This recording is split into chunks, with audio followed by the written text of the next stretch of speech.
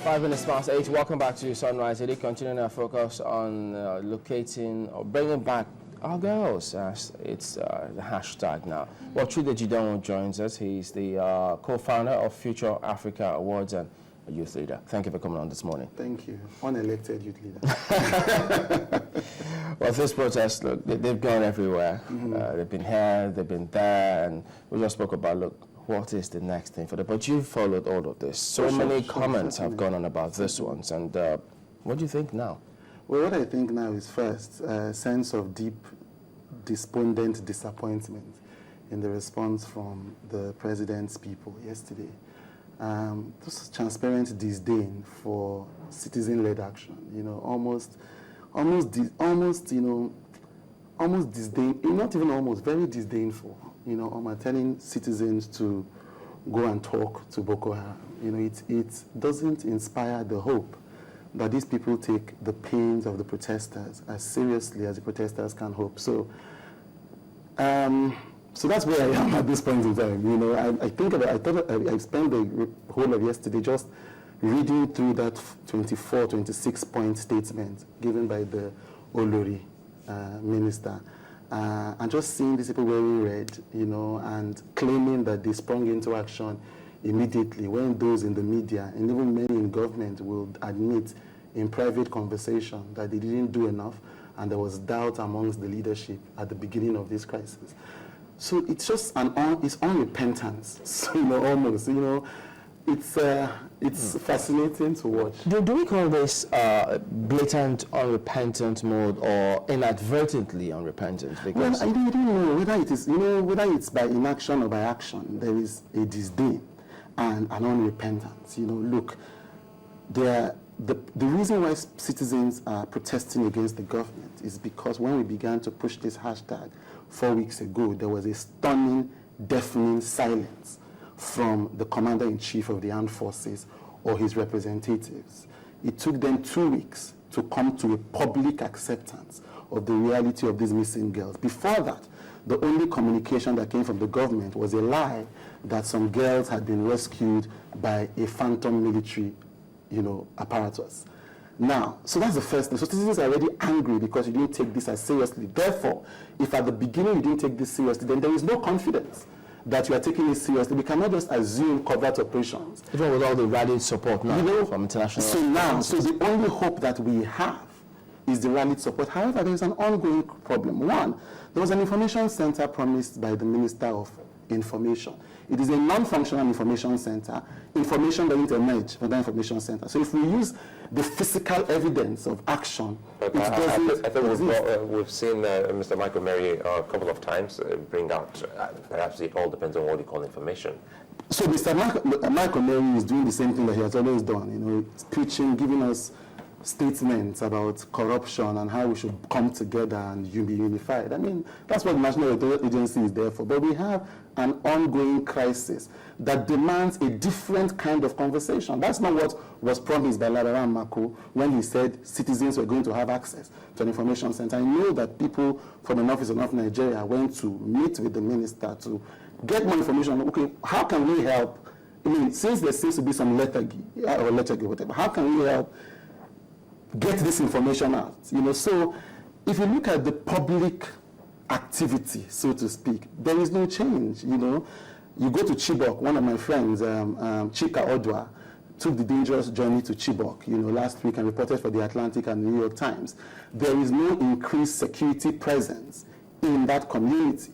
Citizens are complaining of abandonment by the authorities. So really, where is the evidence of this performance? You know, there's a sense that we should just trust in a government that hasn't earned trust, you know, and just believe that by some magic, it is doing something because it wears red and comes out to a rally and sits down on the floor. It's a joke. So when they talk about this increased security presence, and what do we expect in terms of the size, the quantum of that increase? Because they have to be strategic about it. They can't deploy, if they deploy a lot more, be police or security personnel, physical troops now.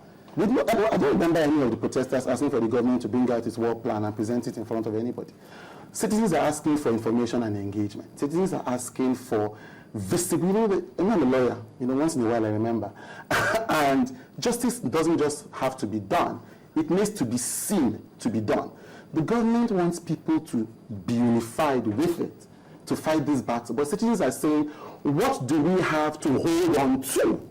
We cannot be inspired in a vacuum. It is the responsibility of a leader to lead. You cannot expect citizens to follow if there is no one to follow. So when the president says, or the president's people say, join us in the fight, how? Are there any recruitment drives for able-bodied young men who want to join in the sect to go into Sambisa? And it's not a forest. Sambisa is open land. According to photos that we've seen, is there a request for young people who are in communication to come and join volunteers to run these information centers? Has the government done town hall meetings in Chibok, or in Lagos, or in Abuja, to engage with the people who are leading these protests? There is no visible sign of activity.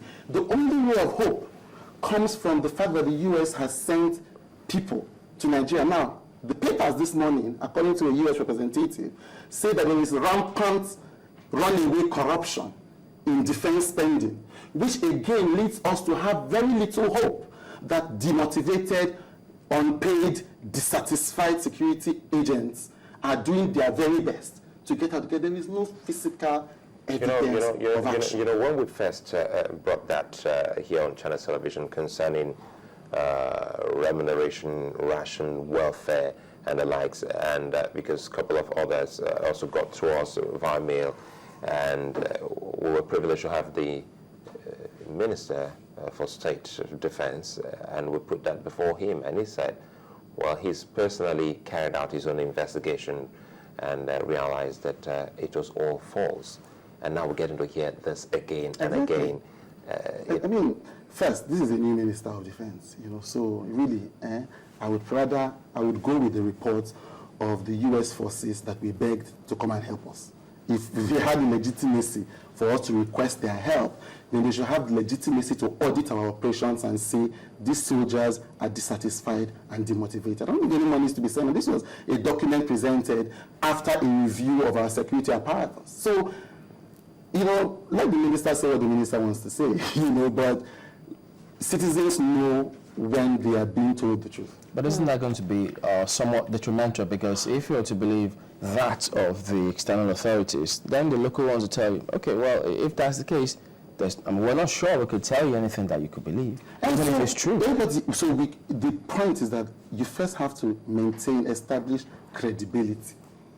You have to establish credibility by a chain of activity. We have not seen that chain of activity.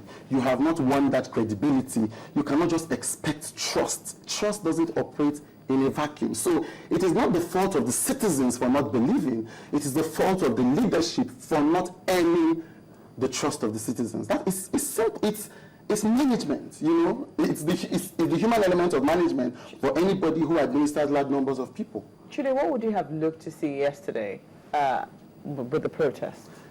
Now, and the response to the protest? The response to the protests, every other thing, the theater of the response, these government officials marching with bold red, coming in and sitting down, there's nothing bad about it. Government is also a series of visible actions. The point where I dissociate myself from that effort is in asking citizens to protest to Boko Haram. Boko Haram is a group of terrorists, of people who are ready to die for what they believe in, whatever that might be. You are asking me, a citizen of Nigeria, who has a legitimate sitting government, to go and talk to terrorists and ask them nicely to bring back our girls. It shows a disconnect from reality. It's a further disconnect from reality to compare us to Iraq and Afghanistan. I don't really understand the scale of the miscommunication that is fast. The people who brought Afghanistan and Iraq to this point in their own evolution as a country no longer lead those countries. They've either been taken out or voted out. What citizens are saying is that our country is slowly sliding into another Iraq and Afghanistan. The protest is to request and demand that our country cannot be like those countries. Those countries became like that because of a failure of governance. There are countries within Africa, Uganda, Rwanda as an example, who have dealt with insurgents with dispatch and with effectiveness. So we are saying, why can we not be like Uganda? How dare the President of the Federal Republic of Nigeria compare our country to states, to countries where their governments have failed to protect the citizens, and there's a breakdown. It's a statement. They said the President said. Not the presidency or No, officials from the presidency. The Minister of State for the FCT said she was presenting the President's remarks.